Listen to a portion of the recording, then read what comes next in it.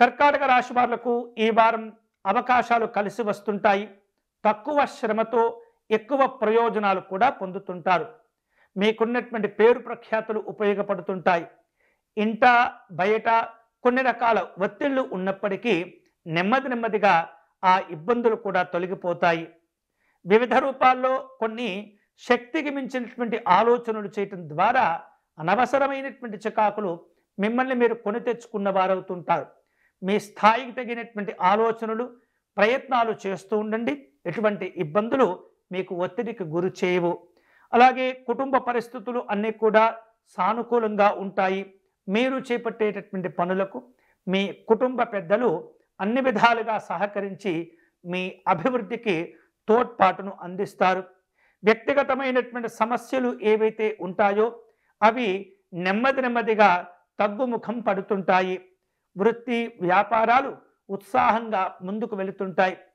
ఉద్యోగంలో అధికారుల యొక్క ప్రోత్సాహం ఆనందాన్ని ఇస్తుంటుంది. ఆర్థిక పరిస్థితులు నెమ్మదిగా చక్కబడుతూ ఉంటాయి. శుభవార్తలు కూడా కలిసి వస్తుంటాయి.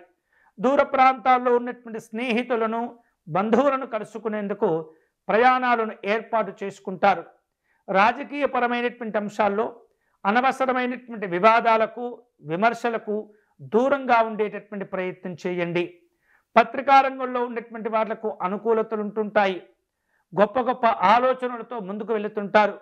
చక్కని అవకాశాలతో కూడినటువంటి సందర్భాలు కూడా మీకు కలిసి వస్తుంటాయి. ఉద్యోగ ప్రయత్నాలు ఆశించినటువంటి స్పందనలను సంతోషాన్ని కలగచేస్తుంటాయి.